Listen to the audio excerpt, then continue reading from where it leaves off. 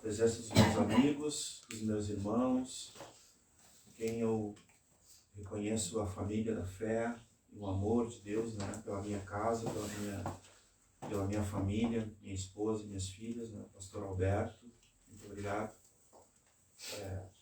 por se unirem a nós essa manhã diante do nosso Deus. Amém? Como igreja, como família. Da mesma forma, a casa do Marcos, a Kátia está aqui com ele. Um abração para o Cauã, já está quase um homem, já está, né? Maior que nós. E a Carol, e também da mesma forma o Queiroz, a Juliana, né? E o Samuel, em especial os Marcos e Queiroz, na figura de discípulos, de amigos, né? De irmãos, de filhos. E o Pastor Alberto na figura de pai, né? Lá naquela casa, que é a mesma casa que essa, não tem diferença, né, André? Só muda o endereço. Eu recebi pais também. Pessoas que tinham voz, conselho de Deus na nossa vida. E com certeza na pessoa do Pastor Alberto se faz esse registro, né? Muito Deus. Lavan, meu amigo Leandro, e todos os pastores, todos queridos, né? Uma relação muito estreita ali com o pastor Eloy, muito íntima, de oração. Um homem que Deus usa para os bastidores para sustentar a igreja, né? Pastor Eloy, intercessor, um guerreiro, né? Queridos Álvaro, Roberto, os Robertos, né? Não quero esquecer de ninguém. A gente às vezes vai nessa aí, acaba esquecendo de alguém, mas todos os amados pastores de Porto Alegre, que a gente tem muito amor, muita dívida, muito carinho. E é uma alegria, né? Tô meio choroso aqui, mas... É a chuva. É a chuva. Caiu ali neve, ficou na cabeça e começou a pingar no rosto. Mas eu quero convidar vocês para a gente abrir em João 7.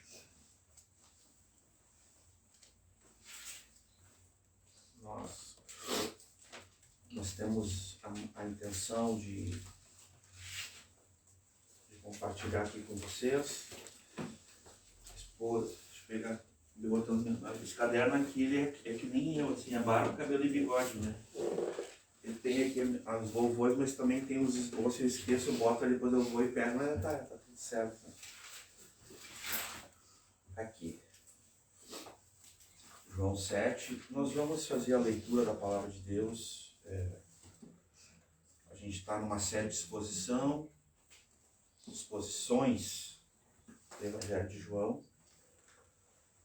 E eu quero convidar vocês, a gente pode ficar sentado mesmo, tá? Não tem problema. Acompanhe só comigo, fiquem com a Bíblia, a Palavra de Deus aberta. Vai ser importante para que a palavra possa estar ministrando aos nossos corações. E como a gente acabou de cantarmos juntos, ao som da tua palavra, o som da tua palavra tem nos curado, né? Jesus falou em João mesmo, no Evangelho de João, né?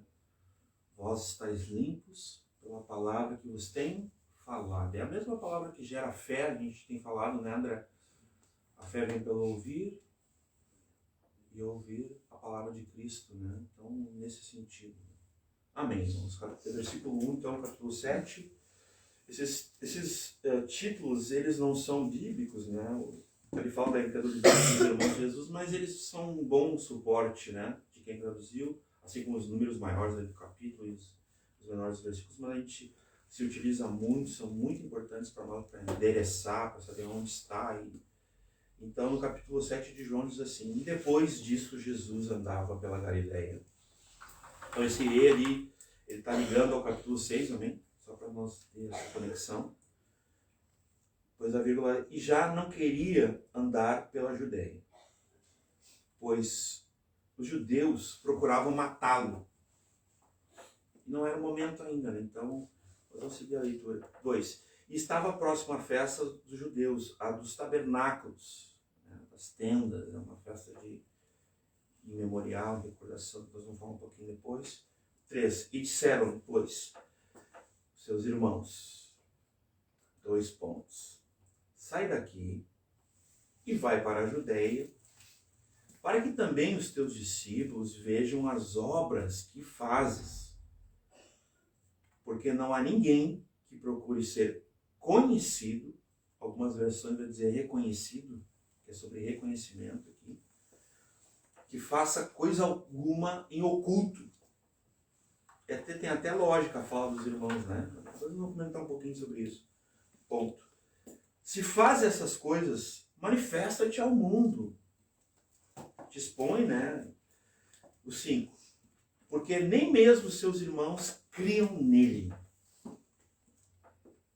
Isso aqui já é uma prova que eu vou dando umas deixas depois para ajudar na exposição, até para organizar minha cabeça, tá? Eu estou aprendendo na exposição. É uma coisa que tem sido muito valor para nós aqui. Os irmãos de Jesus não eram convertidos até o que nós entendemos aqui, tá? Foi somente, olha, depois que Jesus morreu ali, um virou apóstolo e talvez não tenha assim um registro que todos converteram, tá? A mãe sim, mas os irmãos...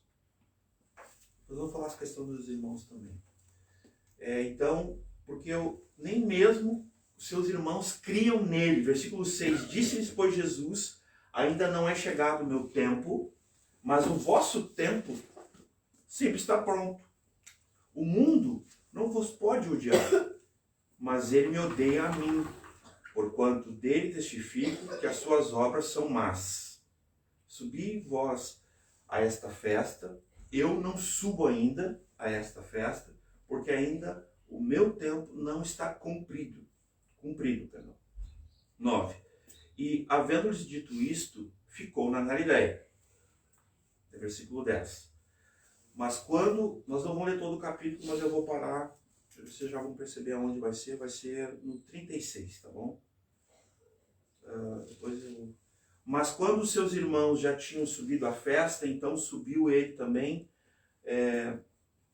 não manifestadamente, mas como em oculto. 11. Ora, os judeus procuravam-me na festa e diziam, onde está ele? 12. E havia grande murmuração entre a multidão a respeito dele. E diziam alguns, ele é bom, e outros diziam, não. Antes enganava o povo. Todavia ninguém falava dele abertamente, por medo dos judeus. Aqui é dos líderes religiosos, tá? 14. Mas no meio da festa subiu ao templo e ensinava. Né? Então ele chega em oculto na festa, não se manifesta na festa, mas vai para o templo para ensinar publicamente. Isso é meio contraditório aqui, mas é Jesus, né? A gente vê um significado até se tornar sentido muitas vezes. A gente vai falar um pouquinho disso aqui, né? Então, mas no meio da festa Jesus subiu ao templo e ensinava. 15. E os judeus maravilhavam-se dizendo, como sabe letras, como sabe letras, não as tendo aprendido. 16. Jesus respondeu e disse, a minha doutrina não é minha, mas daquele que me enviou. O meu ensino, né? Tipo, o meu ensino não é meu. Pega essa frasezinha, tá, gente? O meu ensino não é meu, mas é daquele que me enviou. 17. Se alguém quiser fazer a vontade dele, pela mesma doutrina, pelo mesmo ensino, conhecerá se ela é de Deus, ou se eu falo por mim mesmo. Quem fala de si mesmo busca a sua própria glória. Olha só, 18, né? Em relação ao 3 ali, né? Depois a gente vai fazer um paralelo desses dois aí, tá? Mas o que busca a glória daquele que o enviou, esse é verdadeiro, e não há nele injustiça. 19. Não vos deu Moisés a lei, e nenhum de vós observa a lei. Porque procurais matar-me? Por que procurais? E nenhum de vós observais a lei. Por que procurais matar-me? Nesse sentido. A multidão respondeu e disse, tu tens demônio, né? Tens demônio. Quem procura matar-te? Meio ironicamente, né? 21. Respondeu Jesus e disse-lhes, fiz uma só obra, e todos vos maravilhais. pelo motivo que Moisés vos deu a circuncisão, não que fosse Moisés, mas dos pais, dos patriarcas, porque a circuncisão vem de Abraão, tá, gente? Esse texto aqui, ó, eu vou fazer um spoiler que fala, né? Para vocês, tem 3 erros aqui que os religiosos cometem sobre as escrituras. Nós vamos olhar um pouquinho aí, só para comentar, para te ver que às vezes tu tá lendo algum texto na Bíblia e tu acha que aquilo ali, tipo assim, é aquilo mesmo, mas na verdade eles também erram. Não a Bíblia, viu? A Bíblia é inerrante também. Ela é inerrante. Né? Mas eu digo, esses religiosos eles vão errar 3 vezes. Esse aqui é o primeiro. A circuncisão não vem de Moisés, nesse aspecto. Ela vem de Abraão. Dos pais, né? Mas dos pais, dos patriarcas, né? E no sábado circuncidais a um homem. Se o homem recebe a circuncisão no sábado, para que a lei de Moisés não seja quebrada. A lei vem de Moisés, tá? Só para também não parecer que... para que a lei de Moisés não seja quebrantada ou violada, né? Seja, indignai-vos contra mim, porque no sábado curei todo a um homem. Então eles estavam com um problema porque eles faziam a circuncisão, que era uma pequena cirurgia ali naquela época dos meninos, né? Com 8 anos ali e tal. Mas porque ele curou um homem todo. Eles estavam bravos com ele. Quer dizer, tu podia fazer uma coisa, mas não podia fazer outra. É muito incoerente. É realmente a perseguição, né? A oposição a Jesus. 24. Não julgueis segundo a aparência, mas julgai segundo a reta justiça. Guardem isso também. 25. Então, alguns dos de Jerusalém diziam: não é este o que procuram matar? E ele aí está falando abertamente e nada lhe dizem? Porventura, sabem verdadeiramente os príncipes que de fato este é o Cristo? Todavia, bem sabemos de onde é este. Mas quando vier o Cristo, ninguém saberá de onde ele é. Mais um erro deles. Isso aqui é um erro de interpretação dos profetas lá. Esse é o segundo erro que eu quero apontar para vocês. Eu vou apontando ao longo aqui. É o erro deles, tá? Não da Bíblia, tá? A Bíblia está mostrando que eles estavam errados em interpretar dessa forma. Depois eu vou explicar. Ele vai dizer aqui, ó.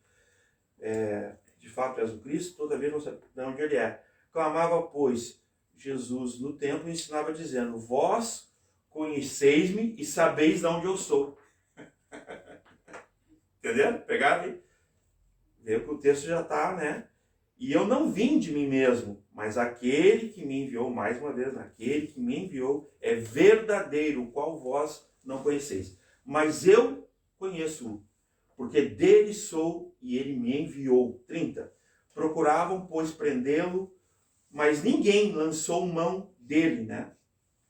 Porque ainda não era chegada a sua hora.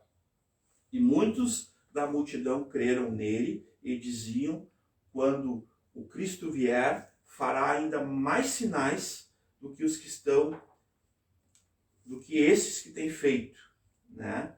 Na verdade é uma pergunta que eu li de uma forma, o 32. Os fariseus ouviram que a multidão murmurava dele e essas coisas, e os fariseus e os principais sacerdotes mandaram servidores para o prenderem. E disse-lhes, pois, Jesus: ainda um pouco de tempo estou convosco, e depois vou para aquele que me enviou. Já está anunciando, né, a missão, né, o propósito dele aqui, né? 34. Vós me buscais e não me achareis. E onde eu estou, vós não podeis ir ainda, né? Ali, nesse caso, a cruz, né, primeiramente. 35. Disseram, pois, os judeus uns aos outros, para que aonde irá este que o não acharemos? Irá porventura para os dispersos entre os gregos e ensinará aos gregos? Que palavra é essa que disse: buscar-me-eis e não me achareis, e aonde eu estou, vós não podeis ir. Amém. Vamos orar. Amém, Senhor. Senhor, diante da tua palavra, nós pedimos, amado Espírito Santo, graça, e que tu possa estar, Senhor, iluminando os olhos, Senhor, do nosso coração essa manhã, amado Espírito Santo, sobre essa palavra que deste ao apóstolo João, e o que tu falou com eles, Senhor, que nós possamos entender, Senhor, dessa revelação, e possamos também aplicá-la, Senhor, em nossos dias, no nosso coração, na confiança de quem Tu és, na confiança sobre o Senhor Jesus, nosso Salvador, e na fé correta, Senhor. Nos ensina essa manhã, nós abrimos nossas mentes e coração, nossos ouvidos, Pai, e tudo que se opõe ao conselho de Deus seja destruído, Senhor, seja destronado, se cale toda a voz, Senhor, mas somente a Tua palavra fale a nós, Senhor. Em nome de Jesus. Obrigado, Senhor. Amém. Estamos nessa leitura e eu queria agora fazer uma pequena colocação para vocês, uma introduçãozinha breve sobre essa festa, né?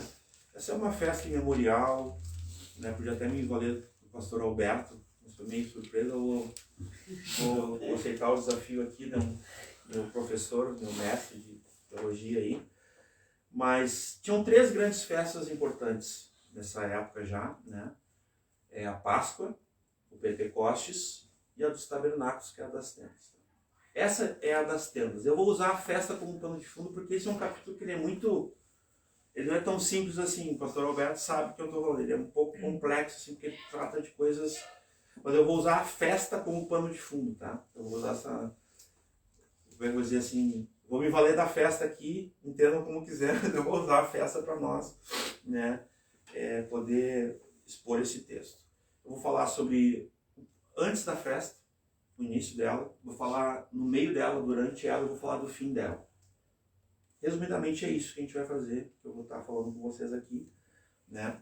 E eu quero começar trazendo para vocês algumas considerações do próprio texto aqui. O que Deus tem falado conosco, né? Quando a gente buscou essa exposição, em saber sobre Jesus, sobre os discípulos, e aqui eu anotei que esse texto em especial, capítulo 7 de João, ele trata do povo, a multidão, ele trata dos judeus, sobre os seus líderes religiosos, tá? Ele trata dos guardas romanos, da guarda romana, né? Ele trata também dos discípulos, né? E do próprio Senhor e da Trindade, né? Eu sempre menciono, porque nós vamos encontrar em João 7 a Trindade, uma referência clara a ela, tá? Sobre o Filho, sobre o Espírito e sobre o Pai, né? Então, essa menção eu já queria fazer de início. A outra menção que eu quero fazer é que Jesus ele teve esse registro de João quando todos os outros apóstolos já estavam mortos. Tá? Somente João estava vivo.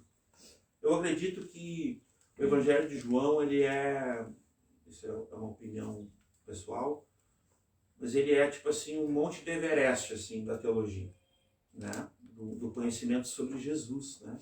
Sobre o reino de Deus. Eu falo isso porque não estou diminuindo Mateus, Marcos e Lucas, que são sinóticos, que têm 80% em igualdade, mas o Evangelho de João tem coisas que só tem nele, tem registros que só tem nele. E tem também uma atração muito grande na evangelização do mundo. O Evangelho de João, para vocês terem noção, a literatura mais lida bíblica, o livro mais lido da Bíblia foi o Evangelho de João.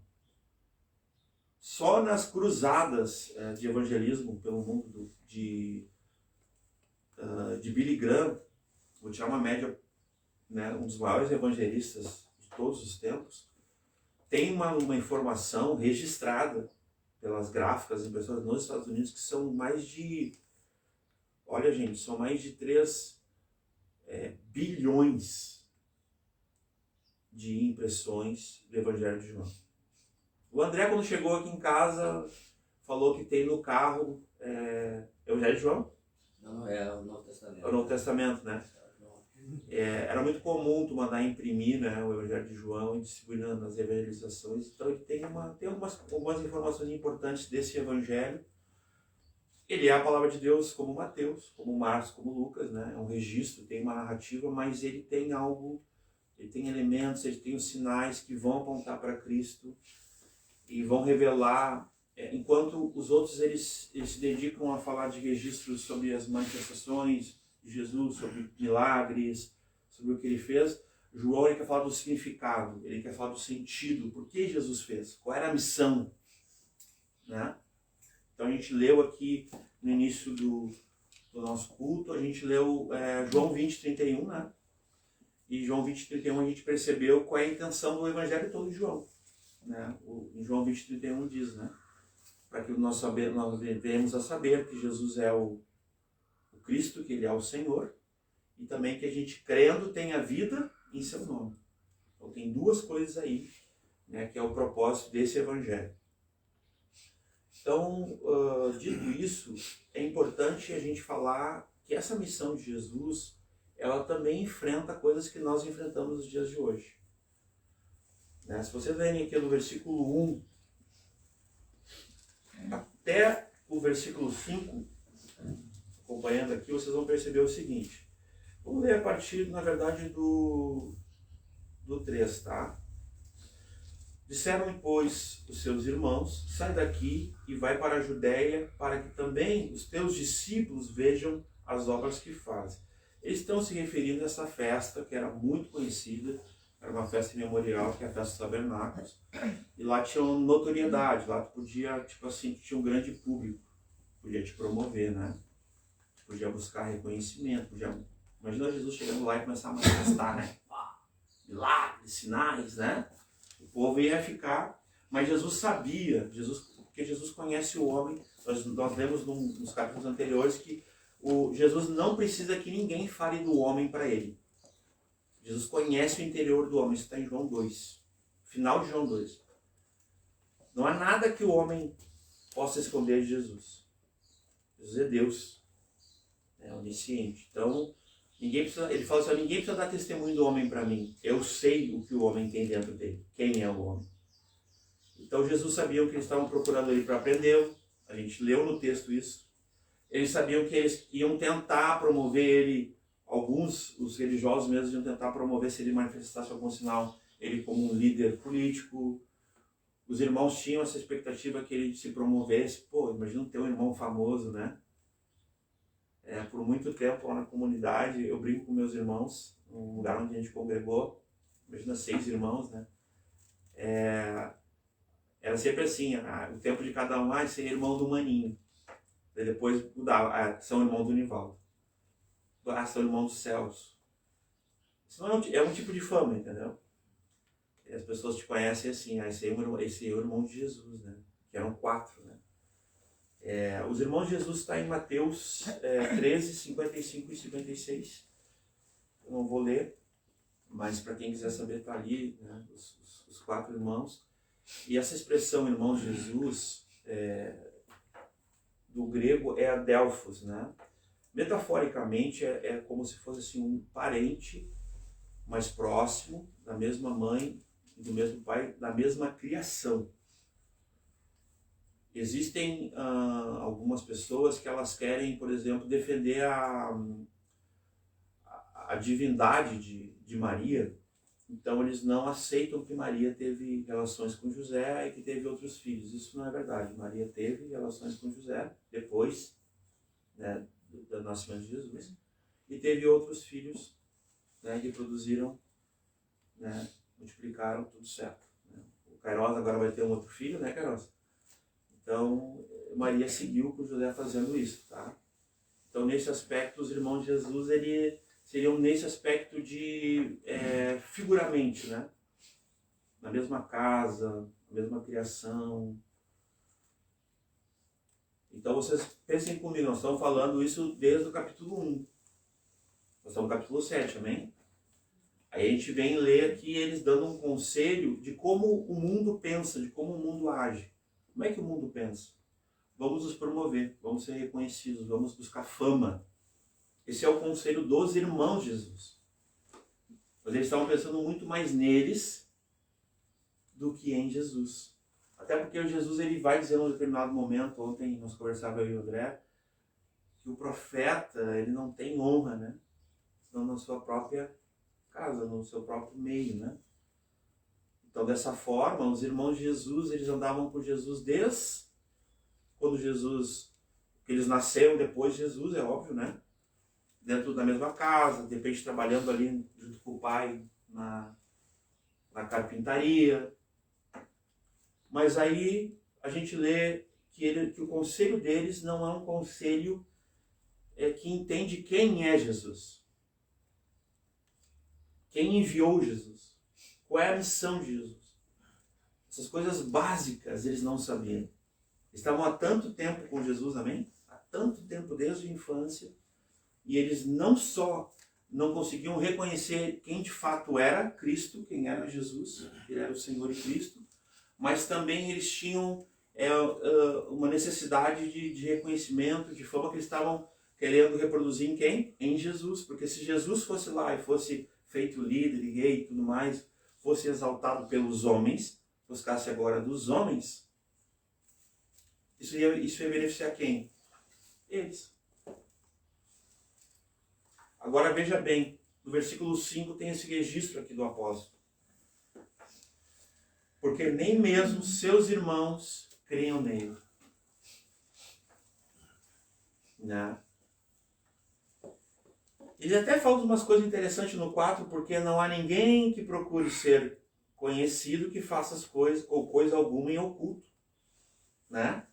Se faz essas coisas, manifesta ao mundo. Bota nas redes sociais.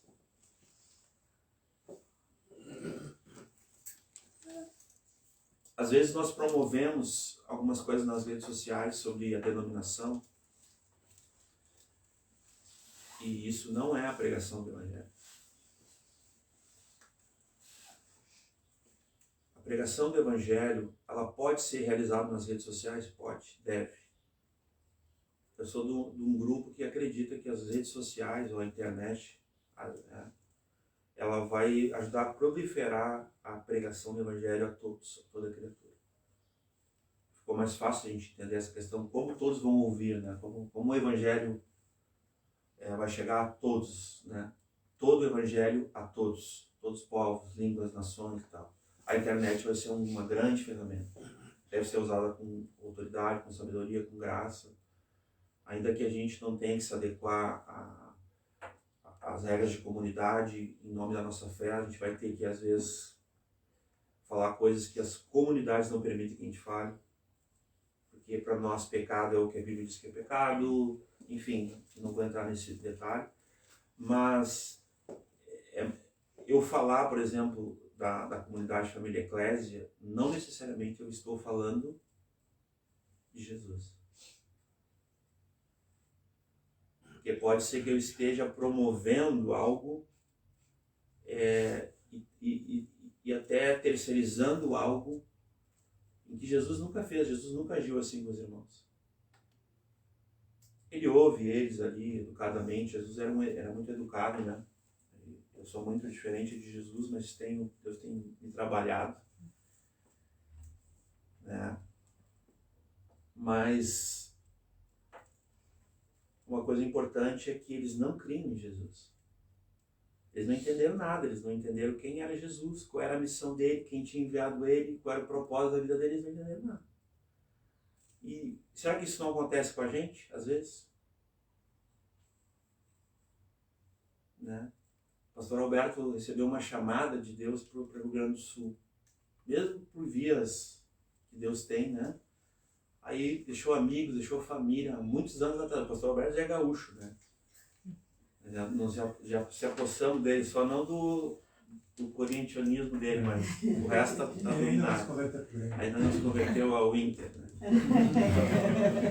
Mas, por exemplo, assim, com certeza o pastor Alberto e a Inês, eles devem ter enfrentado algum tipo de não entendimento, de resistência da família, dos amigos, né? Quando eles vieram para a chamada. Isso é comum. Porque só entende a chamada quem ouve a chamada. E quem sabe quem o enviou. Quem não ouviu a chamada ou não se atentou, tipo assim, às vezes Deus está falando claramente, a pessoa está ou não está ouvindo, ou não quer, mas Deus fala sempre. Mas nesse aspecto aqui, eles nunca tinham entendido o porquê e eles tinham uma incredulidade. A Bíblia, na verdade, não criam, é uma ausência ali, o verbo ali, É exatamente isso, é a ausência de fé. É nesse sentido. O não criam, amém? Eles não tinham fé em Jesus. Quem eram eles, gente? Família, irmãos. Que drama, né? Tipo, e nós falamos de Jesus, como diz em Hebreus, que ele sofreu tanto quanto, né? Nós, a gente parece que a gente não leva a sério o que as escrituras estão falando. Se Jesus foi desacreditado, né, isso não mudou quem ele era, de jeito nenhum, mas tipo, a família, os irmãos não criam em Jesus. Ele diz, né? Porque nem mesmo os irmãos criam em Jesus. Interessante, né?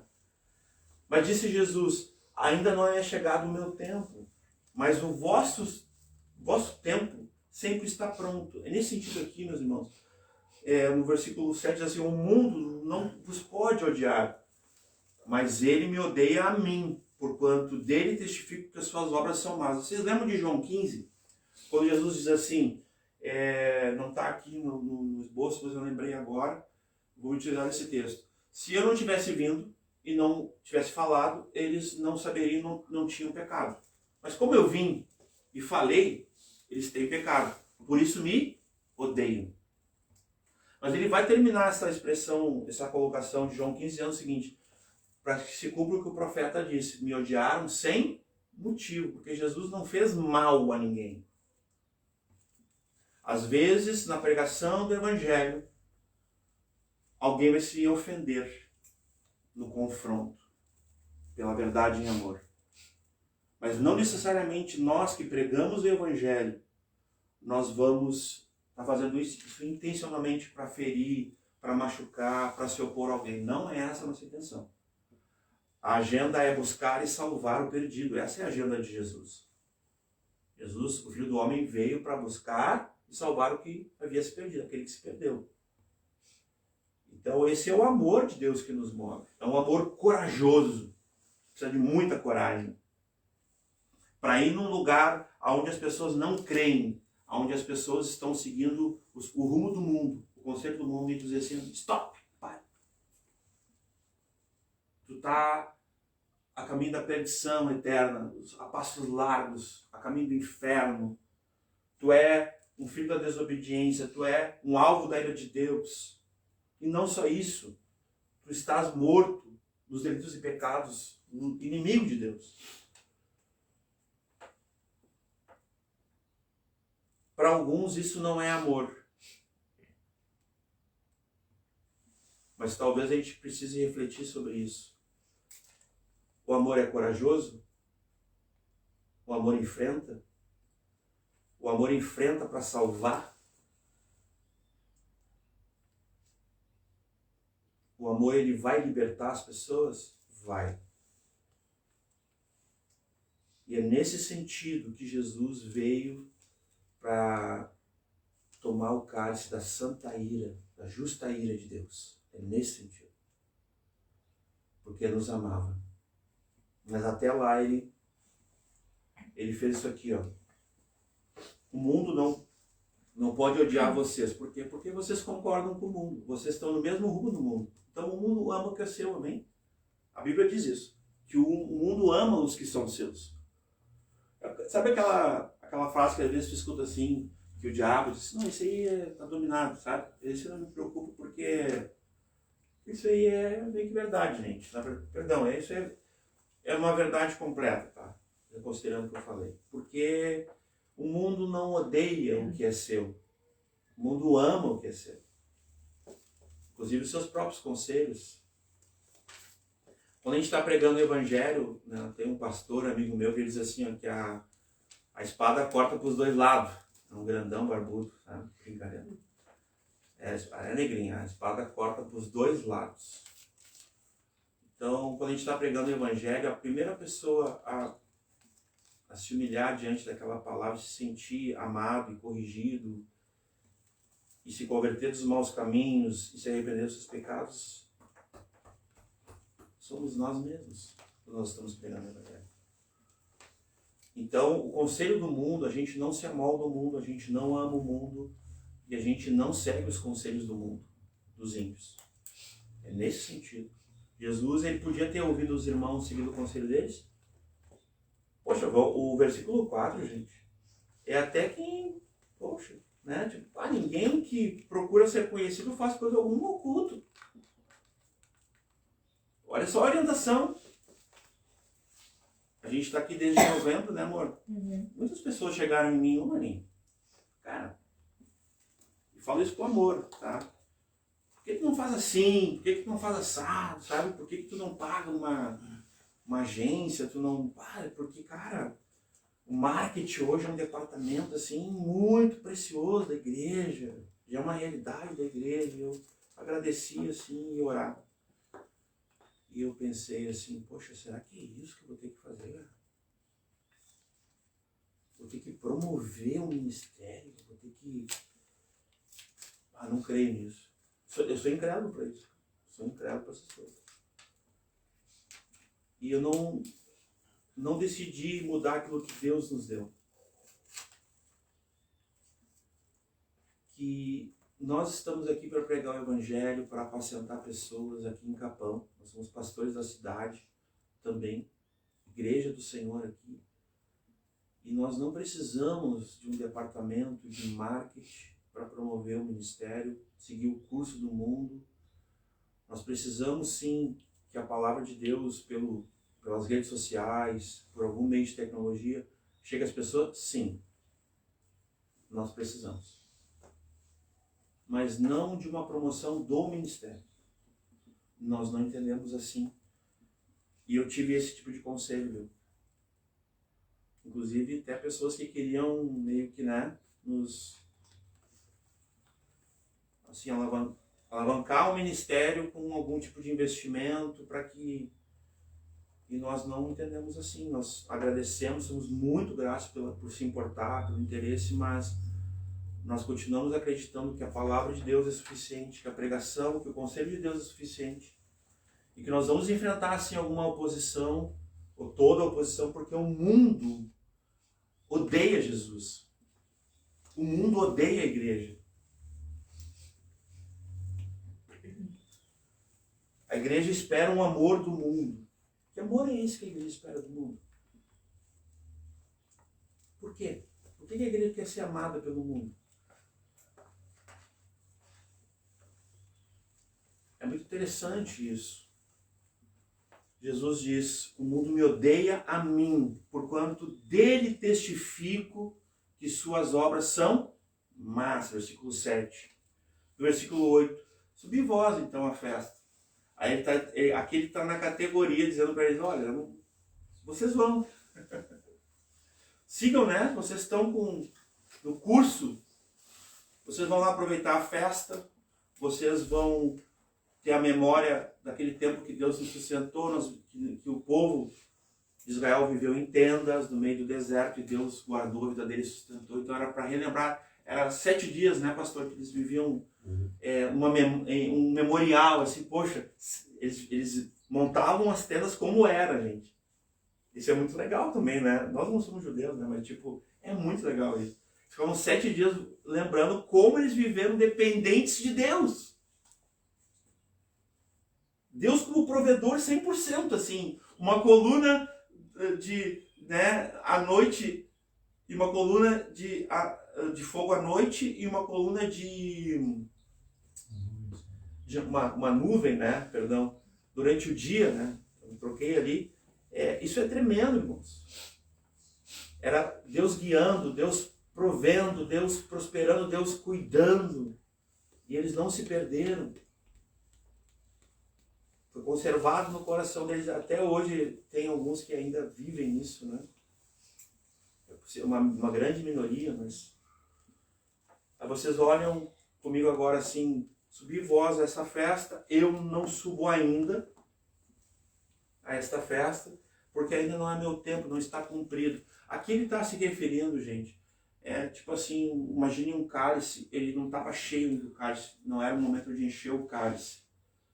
Nesse sentido, ainda estava enchendo, ainda não era o momento que acontecesse, o que aconteceria 6 meses depois. Temporalmente dá para dizer isso assim pela Bíblia ali, tá? Então 6 meses depois começa a acontecer o que ele está dizendo aqui. Porque aqui ele está se referindo, o meu tempo aqui é kairos. O meu tempo não é o tempo de vocês. Porque ele vai falar isso aonde? Aqui, ó, no 6. Ainda não é chegado o meu tempo, ele repete, ó. Mas o vosso tempo sempre está pronto. Então, o tempo do mundo, né, não é o mesmo tempo de Deus. Isso, todos os irmãos aqui têm ciência disso. É o tempo kairos. Nesse caso, vou dar um nomezinho aqui do grego, né? Seria nesse sentido, tá? Então, esse vínculo que eles estão tendo ali com Jesus não traz para eles fé, não traz para eles compreensão do propósito da vida de Jesus, da missão de Jesus, né? Mas traz questões, traz dúvida, traz, poxa, inclusive eles se sentem no direito de dizer para Jesus como é que as coisas são no mundo. Literalmente é um conselho do mundo. Jesus recebeu conselhos do mundo? Sim. Jesus recebeu até de Satanás. O sim, né? Tinha acabado de ouvir de Deus Pai, né? Tu és meu filho amado. Acabou de ouvir, daqui a pouco, logo depois o Espírito Santo dava a Jesus, se tu és o filho. Ele tinha acabado de ouvir que era o filho. Traz essas dúvidas, né? E logo depois vem algum tipo de conselho, né? O 10, mas quando os seus irmãos já tinham subido à festa, então subiu ele também, mas em oculto, né? Ele não manifestamente, né? Em oculto. E é interessante aqui, né? Porque parece assim, poxa, mas aí Jesus deu uma... Jesus, ele tinha uma missão, ele sabia o tempo, o modo, ele era Jesus, era Deus, cheio do Espírito Santo, a palavra de Deus diz, né? O qual Deus ungiu a Jesus de Nazaré com o Espírito Santo e com poder, o qual andou por toda parte, fazendo bem, curando a todos os oprimidos do diabo, porque Deus era com ele, era cheio do Espírito Santo, era ungido de Deus, era o Cristo, né? E ali no versículo 11, eu vou ler a partir daqui, ora, os judeus procuravam na festa e diziam onde ele está, porque eles tinham uma intenção com Jesus. Primeiro os irmãos tinham uma intenção, agora não é mais os irmãos, agora é os judeus, as lideranças e os judeus, tá? Aqui entende-se o povo, multidão, e as lideranças, são dois tipos aqui, tá? O povo queria fazer dele um líder político, queria fazer dele um líder religioso, um rei, tá? As lideranças queriam matá-lo, vou ser bem direto, queria acabar com ele, tá? Então no 12, e havia uma grande murmuração entre a multidão a respeito dele, e diziam alguns, ele é bom, e outros diziam não, antes enganava o povo. Todavia ninguém falava dele abertamente por medo dos judeus, aqui é por medo das lideranças. Isso aqui é muito comum, tá, gente? Essa leitura sobre Jesus, né? Quem é Jesus?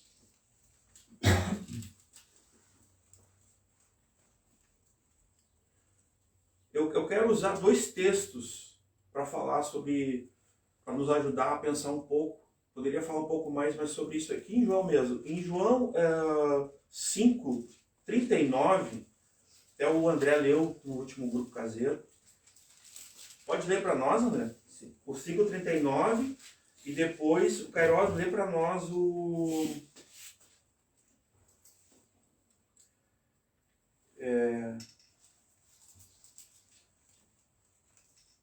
38. Que até está fora aqui da exposição, mas lê o 38, Kairos, do 7. Do 7. Primeiro, pode ler. Vocês examinam as Escrituras porque julgam ter nelas a vida eterna, e são elas mesmas que testificam de mim. Tá. Sobre esse texto aqui de João, eu quero dizer para vocês que existem 5 testemunhas que testificam de quem é Jesus, tá? João Batista, bem, o próprio evangelista João, as Escrituras, as obras de Jesus testificam quem ele é, e ele mesmo. Tem mais, tá? Mas essas são meio que principais. Poderia dizer mais. O próprio Pai testifica quem ele é, dá testemunho dele. O Espírito Santo depois também lá em Romanos vai dizer que a gente vai testificar. O livro todo de Romanos tem o Espírito Santo trabalhando para dizer para as pessoas essa identificação, né? Quem é filho de Deus? Os que são guiados pelo Espírito. Então tem aquela coisa do Espírito Santo que Paulo vai trabalhar muito bem depois. Mas em João tu encontra pelo menos umas 7, 8 testificações, testemunhos de quem é Jesus. É isso que eu quero dizer, entendeu? Como é que eu vou saber quem é Jesus? Biblicamente. Agora olha esse versículo que o Carlos vai ler, que está nesse contexto aqui. Quem crê em mim, como diz a Escritura, rio de águas vivas correrão do seu ventre. Quem crê em mim, como? Diz a Escritura. Ah, então não é tipo como eu consigo? Do meu jeito? Do meu conhecimento, da minha teologia, da minha experiência? Nossa, não é assim. Jesus está dizendo como. Quem crê em mim, como diz as Escrituras, amados irmãos.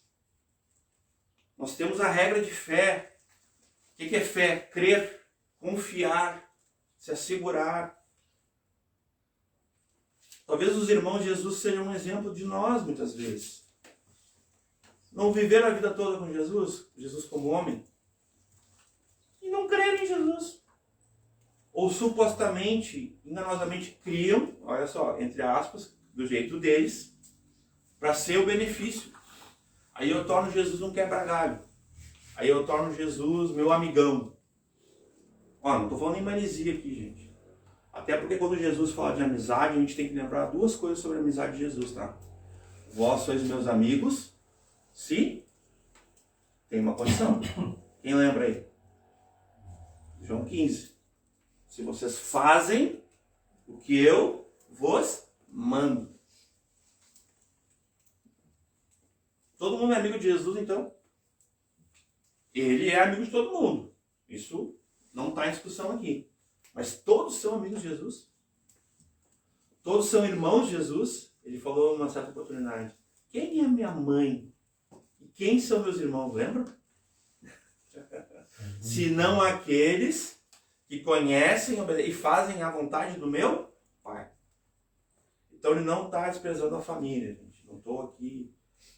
Jesus amava a família dele. Foi um bom filho, obediente, crescia em graça, em estatura, em conhecimento de Deus. Fez a carpintaria até onde supostamente José morre cedo, né? José foi um pai que morreu cedo, né?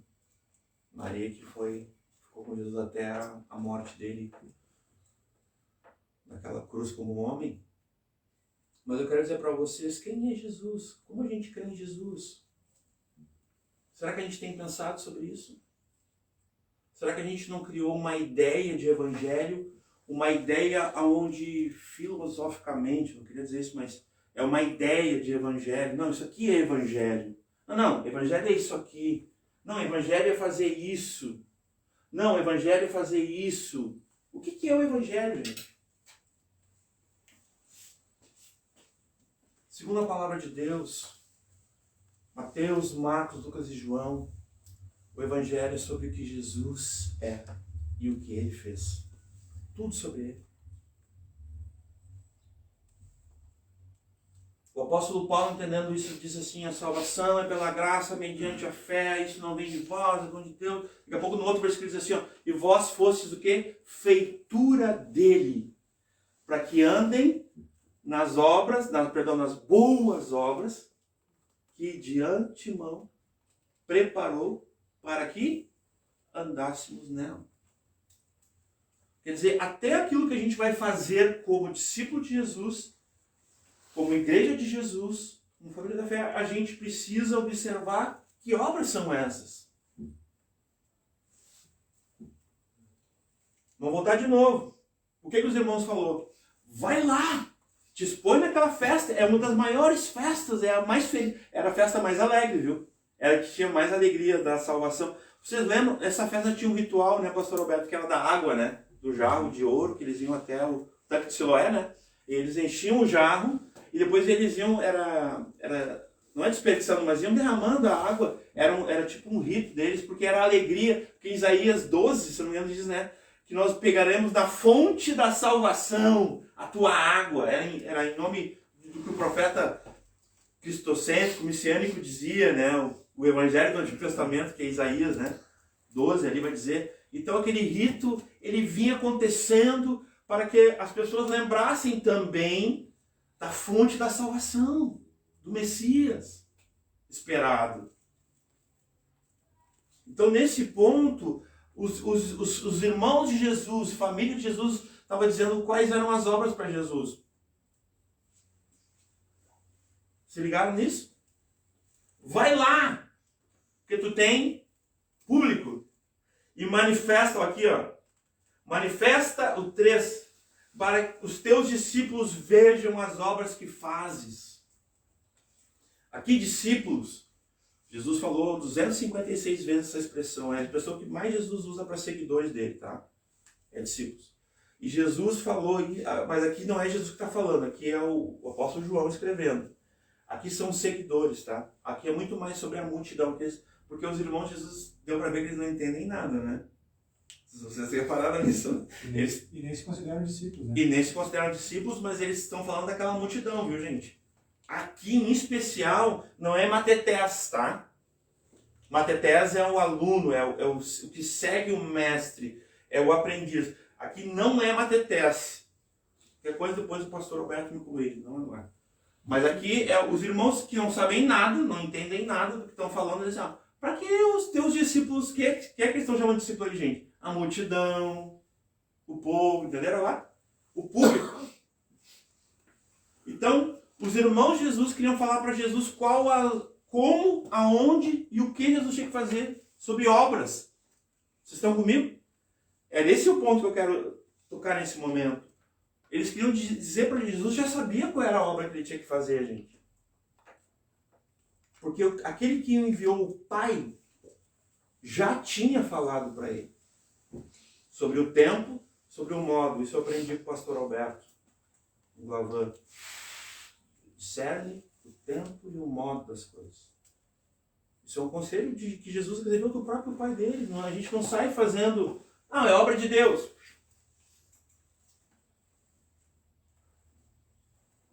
Porque a Escritura tem que testificar. A palavra de Deus tem que ancorar, ela tem que ser o fundamento, o alicerce, perdão, o fundamento é Cristo, que é também o verbo encarnado, que é a palavra viva, mas eu digo nesse aspecto que se não está, irmãos, na palavra, não adianta a gente debater o que é obra, o que não é, o que é ensino. Jesus falou assim, o meu ensino é meu. O que eu estou ensinando vocês não é meu. Gente, se Jesus falou isso, sabia que em João 14, 15, 16 ali, vocês vão encontrar Jesus se eximindo disso. Jesus fala assim, ó, eu não falo de mim mesmo. Eu não falo o que eu quero. Jesus, hein, gente? Uau. Eu falo daquilo que o Pai me mandou falar. Isso eu falo. Aí quando ele vai anunciar o Espírito Santo, o que ele fala? Ele virá e não falará de si. Opa!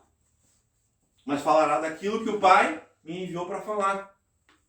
Jesus e o Espírito Santo, como o Pai planeja, o Filho executa e o Espírito Santo aplica, a Trindade, né? O Filho e o Espírito Santo, nesse caso, da salvação, do resgate do homem, da busca pelo perdido, a salvação do perdido, eles não fizeram o que eles queriam, gente. Eles tiveram que fazer exatamente como o Pai disse que eles tinham que fazer. Deus tentou fazer isso com o homem ao longo da história. Quando Deus falou para Abraão, sai da tua parentela, vai para a terra que eu te mostrarei. O que Abraão fez? A primeira coisa, pegou Ló. Começou bem. Esse é o homem. Podia citar outros. Primeira coisa que Abraão faz, né? Tá bom. Vem Ló. Tipo, depois a gente viu o que aconteceu com Ló, né? O que se tornou para Abraão, né? Um atraso, né? Tem uns que são da turma de Ló. Até hoje tem os que são da turma de Abraão, né? Tem uns que confiam em Deus e vão dar tudo por Deus, vão viver por Deus, e tem outros que são como Ló, né? Eu estava conversando com um pastor amigo meu e eu admirei e falei assim, cara, eu preciso te dizer uma coisa. Ló tentou, vou fazer esse parênteses aqui porque é importante. Ló, em nome de um sagrado, ofereceu as filhas para aqueles homens maus. Vocês estão entendendo? Para quem Abraão ofereceu o filho? Para quem? Para Deus. Para quem Ló ofereceu? Para o mundo. Para saciar a vontade do mundo. Para proteger anjo. Os anjos precisavam de proteção? Vocês têm certeza disso? Vocês conhecem a história de Gideão? Sabe o que um anjo faz? Só um. Ele devasta um exército, Max. E não adianta estar grandão, de não tem arma contra anjo. Todas as lutas entre anjos e homens, só Jacó lá conseguiu pelo menos uns minutos. Mas não venceu também, como o Paulo. Aí Ló vai lá, diferente de Abraão. Às vezes na obra de Deus a gente é assim, a gente vai sacrificar os nossos filhos pela obra. Nesse aspecto, Deus não pediu. Aí tu vai entregar os teus filhos para o mundo assim, de bandeja, vai prestar conta. Mas Abraão não, Abraão em obediência, né, entregou os seus filhos e Deus proveu. Porque quando ele olha para Isaac, Deus proverá. Lá no Monte Moriá. E Deus proveu. Eu não vou ter condições, eu estou vendo aqui, de expor. A gente faz sessões, tá, gente? A gente passa um mês todo de agosto falando sobre João 7. Então não fiquem preocupados que eu não consegui, que o pregador não teve habilidade de ir até o versículo 36, porque está tudo certo, tá? A gente não tem essa pressa com a palavra, porque ela dá um andamento, o Espírito Santo tem nos guiado. Então a gente tem ainda alguns 5 encontros, tá? Para falar, tem grupo caseiro que a gente também acaba, a gente aprendeu lá, combinando, né? Então não é uma... mas só leu até o, né? Não se preocupem. Eu só vou concluir, de licença para vocês. Vamos ler comigo aqui só para uma conclusão, para nós entender sobre essas coisas que a gente falou, sobre a obra de Deus, o propósito de Deus. Jesus sabia quem o enviou, sua identidade, e cheio de sentido para a missão. Então ele sabia que o tempo do mundo não era o tempo dele, que a estratégia do mundo não era a estratégia dele. Isso está ok, né? Que as obras que o mundo propôs também não eram as obras que ele veio para fazer. Então não é o homem que diz o que Jesus vai fazer. Nunca foi.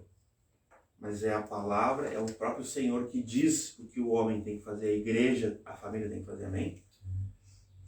Então eu aproveito para dar esse gancho, nós vamos ler o 37 e 38, porque eu quero dizer uma coisa para vocês. Logo, se Deus criou o homem, e instituiu a família, o casamento, e Deus instituiu a igreja para a salvação, né? Eu digo que as duas instituições que Deus opera hoje na face da terra é a família e a igreja.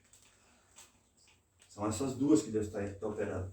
E nas autoridades também Deus pode, porque Deus pode tudo, amém? Eu não vou aqui dizer o que Deus pode e não pode, não é a minha pretensão, amém? Deus pode tudo. O que for de acordo com o seu compromisso, porque Deus tem compromisso com a sua palavra, Deus tem compromisso com o seu propósito, Deus tem compromisso consigo mesmo. Essa é a grande verdade sobre Deus. Tá? Logo, se Deus fez isso e Deus fez, amém? Nós cremos em Gênesis, amém? Literal. Amém. O Estado, o homem, qualquer autoridade tem como dizer para um casal como ele deve viver? Não. Somente a palavra de Deus tem essa autoridade. Mas o homem vai lá no cartório, ele vai diante de uma fé pública, de um juiz, assumir um compromisso, fazer um contrato, que é diferente de aliança. O que eu quero dizer com isso, meus irmãos, é que o mundo não tem autoridade para nos dar conselho sobre casamento, sobre família, sobre igreja. Não é o mundo que vai dizer para a igreja como a igreja deve se comportar. Não é as tendências do mundo. Não, gente. Continua sendo a palavra, né? Não mudou isso aí. Não, ninguém vai reinventar isso aí. Quem continua sabendo o tempo, o modo, como eu aprendi com os meus pais lá em Porto Alegre, é o Espírito Santo, é a palavra de Deus, que testificam do que é e o que não é de Deus.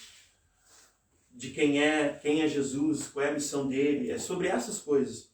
E aqui eu quero que vocês olhem, no versículo 37, e no último dia, tá? Só para ter um desfecho, uma conclusão também me veio agora. Da festa, Jesus põe-se em pé e clamou. Tem umas versões diferentes aí, eu acho, né? Gritou, tem alguém aí? Disse em voz alta. Disse em voz alta. Exclamou.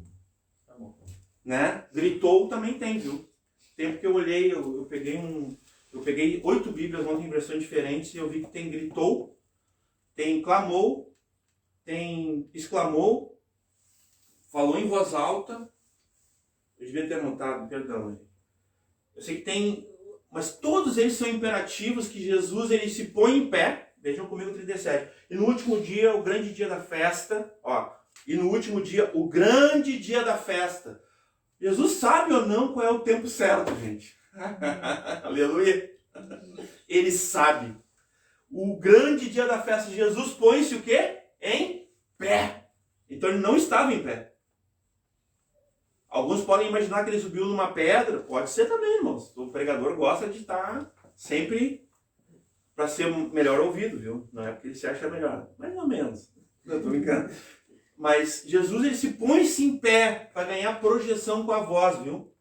E ele faz o quê, gente? Ele grita, ele clama, mas dizendo algo, não é gritaria, viu? Ele está dizendo algo. Vocês lembram que a gente comentou, que eu lembrei do pastor Alberto, que eu falei da cerimônia da água, do tanque de Siloé e tal, com o jarro de ouro e tal? Olha o que ele vai dizer aqui, irmãos. Porque é uma festa do povo de Deus. Em memória do que Deus fez. Uma religiosidade, uma tradição. E era sobre o que? A água que não faltou. E a purificação também. Porque a água é vida. O nosso corpo é feito de quê? Me corrijam aí os universitários. 80% de água? 70%? 70%. Então tu morre mais por falta de água do que de comida. Sim ou não? Não tem jejum aí de... Se o cara conseguir só para não desidratar, né? Para não... Olha a sabedoria de Deus, gente. Jesus vai falar. Se, olha o se aqui. Mas esse se é o da vida, né? É o se da vida, é o se do caminho, é o se da verdade, é o se do Cristo, do Senhor. Se alguém aqui nessa festa, que vocês estão lembrando como não faltou água. Vocês lembram da mulher samaritana? Já pregamos aqui, né, amor? Sim. Jesus falou assim, se você voltar ao poço e beber aquela água, vocês voltarão a ter sede. Mas se tu beber da água que eu tenho para te dar, jamais terá sede. Na hora ela fala, me dá dessa água então. Ela tinha vergonha, ela no horário de tudo, só que a gente sabe que a mulher é samaritana. Então é nesse sentido aqui. Se alguém tem sede, pensem comigo, irmãos. Usem a imaginação agora. Ele está numa festa, ele já tinha ensinado lá e tinha maravilhado todo mundo, né? Como é que esse cara conhece ele nunca estudou? Ao Espírito Santo aí. O verbo encarnado, era a própria palavra, né? Também, a gente sabe Deus falando com o povo. Mas eles estão lá, depois que ele sai de ensinar, né, na sinagoga, ele chega no povo e ele vê todo aquele povo fazendo todo aquele memorial, a água, né? E aí ele diz assim, se vocês têm sede, venham a mim.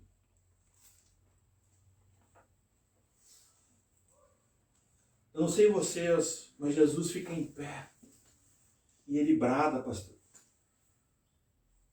Se alguém... É isso que eu enxergo lendo a palavra. Às vezes eu viajo aqui. Porque no último dia, o grande dia, Jesus sabia o tempo, o modo. Jesus põe-se em pé e brada e clama. Se alguém aqui está fazendo tudo isso, toda essa tradição de homens, tal, tem sede, venha a mim e beba de graça. É isso, é de graça. venha a mim e beba. E o interessante sobre isso, o profeta Isaías diz assim, né? Por que vocês gastam tempo com aquilo que não é pão? Venham, comam e bebam de graça. Isaías já dizia isso. Vê graça lá em Isaías. Venham sem dinheiro. Está lá. Não precisa de dinheiro para comprar nada. Venham sem dinheiro. Não precisa de esforço. O Evangelho não é sobre o que a gente faz. O Evangelho é sobre o que Jesus fez. Sobre o que Ele é tudo sobre Ele. Essa frase está ecoando em todos os púlpitos. Glória a Deus por isso, mas o que significa isso? Qual é o significado? É tudo sobre Ele. Qual é o significado disso, gente? A gente está ouvindo direto nas pregações. Está todo mundo usando esse slogan, né? É tudo sobre Ele. É maravilha, glória a Deus. A gente se alegra que o pessoal, né? É tudo sobre Jesus. Quer dizer, a gente não precisa mais ficar se admirando, né? Se olhando no espelho. Ah, como a gente é bela, como a gente é rica, como nós somos uma igreja que faz, que acontece. É tudo sobre Ele. O Evangelho é sobre isso. Não que o homem vai a Deus, isso não são palavras minhas, mas é que Deus se fez homem. E veio ao homem para a salvação, para dar da fonte de vida eterna, que é Ele mesmo. Deus fez o homem, fato, perfeito, fato. O homem pecou, virou um ser caído, e o pecado afetou tudo. Até os espinhos e abrolhos, tudo. A natureza, a humanidade se corrompeu, fato. Jesus veio e fez isso. Fato. Restaura o homem com a eternidade. Restaura o homem com o propósito eterno de Deus. Uma família de muitos filhos semelhantes a Jesus para a glória de Deus. Fato. O Evangelho nunca foi simplesmente a gente fazer coisas, mas nós estarmos em Cristo, seguindo a Cristo, mediante, debaixo da autoridade da sua palavra, sob sua palavra, cheio do Espírito Santo, como igreja. Eu não estou redefinindo nada, eu não quero ter a pretensão de resumir nada, a gente não consegue esgotar. Se o pastor Alberto fizesse a mesma exposição que ele, ia ser riquíssimo que eu, porque nenhum de nós vai esgotar. A gente não consegue esgotar nada, nem um versículo a gente esgota, nem uma palavra a gente esgota, gente. É uma fonte a jogar. Porque aqui, o profeta Isaías, lá naquele texto que eu citei, Isaías 55, tá? Quem quiser depois ler, vale a pena. Eu já preguei sobre isso lá no grupo, né? Agora eu lembrei. Olhei pro Kairos, na outra época, Marcos. Mas veja bem, gente. Jesus disse assim, quem crê em mim, como diz a Escritura, do seu interior, rios de água viva correrão do seu ventre. Quando a mulher samaritana, quando essas pessoas aqui, gente, elas não só tiveram a sua sede da alma, de todo o seu ser, amém? Porque a obra de Jesus é completa. Ela é completa, ela é total, é inteira, é toda. Jesus se entregou inteiramente, completamente. E dessa forma a sua obra é de uma vez por todas. Nós não ofendemos a cruz de Cristo, amém? Ela é suficiente. O que a Bíblia diz que o sangue e que a cruz fizeram é suficiente para nós. Não precisa do Evangelho, da cruz de Cristo e mais alguma coisa. Não. Essa é a suficiência da palavra. E aqui o detalhe é que aquela mulher samaritana e nós, e cada um desses aqui, todos nós, quando nós cremos, se nós temos sede, se nós reconhecemos nosso estado de pecadores, que precisam se arrepender dos pecados, de caídos, alvos da ira de Deus, filhos da desobediência, mortos nos delitos e pecados. Somente assim nós não podemos nos salvar. O Evangelho também é sobre isso, o homem não pode salvar. Mas Jesus, como Salvador e salvação, vai nos dar dele mesmo, da fonte da água da vida eterna, do rio que corre do trono de Deus. Apocalipse, né? E nós teremos de dar de beber para as pessoas. Olha que tremendo. No capítulo anterior, ele olha para os discípulos e diz, dê vocês de comer ao povo. Os discípulos se olham assim. Aí André e Felipe, tá, mas o que tem não é suficiente. Os dois eram meio contador, né? Meio, né? O que tem aqui não é suficiente, não vai dar e tal. E Jesus falou, dê vocês mesmo de comer. Ele opera um milagre. Ele começa agradecendo, né? Agradece que cresce, né? Ele dá graças. Ele diz que ele pega, né? Dá graças e aí divide entre ele, dá primeiro aos discípulos e os discípulos dão de comer e alimentam o povo. É sobre isso o Evangelho. Tudo parte de Cristo. É Cristo em nós. A fonte do nosso interior é sobre o Espírito Santo, né? É a presença do Espírito Santo aqui. Paráclitos, tem alguns, né? É o outro igual, é Deus, né? Hoje quem está sobre a igreja é o amado Espírito Santo, que é Deus. O Espírito Santo é Deus. Ele não é a terceira pessoa, não, ele é um igual ao Filho e igual ao Pai. Ele tem que ser honrado da mesma forma. Não é inferior, não.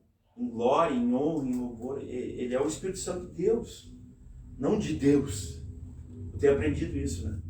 A gente fala de bom coração, o Espírito Santo de Deus. Ok. Mas o correto não seria o Espírito Santo é Deus? Então a gente vai aprendendo. E a palavra vai nos corrigindo. Por quê? A Escritura, quem crê em mim, como diz a Escritura, vai dar de beber. Então o convite para nós essa manhã, aqui eu estou já realmente terminando, é que a gente beba dessa fonte inesgotável, como eu estou aqui, que é Jesus. E a gente tem para dar de beber e de comer, amém? Ele é o pão vivo, no 6, né? O pão vivo que desceu do céu. O 6 é sobre pão. 23 vezes, né? A menção ao pão, né? Pão de Deus, pão do alto, pão do céu, pão vivo. Eu sou o pão. Pão, pão, pão, pão. O que Moisés deu não era o pão do céu, ele fala ali, né? Ele corrige, né? O que Moisés deu não é o pão do céu. Mas eu sou, ele diz, eu sou o pão vivo que desceu do céu. E quem comer de mim vai ter vida. Então, nesse sentido, meus irmãos, eu quero que essa palavra ela seja acolhida no nosso coração, para que a gente possa, dessa manhã, beber. Eu não sei vocês, mas eu preciso dessa água. Todo dia da minha vida. Todo dia eu preciso beber de Cristo. Comer de Cristo. Porque eu tenho uma esposa, tenho filhos, como vocês. Tenho compromisso com vidas aqui, lá em Porto Alegre. Né? Com vocês também tenho compromisso. Não pensem não que eu não me vejo compromissado com vocês, viu? Eu tenho um compromisso com vocês. Porque eu sei que vocês também têm um compromisso comigo. Porque nós temos um compromisso com Ele. Amém? Então bebamos, né?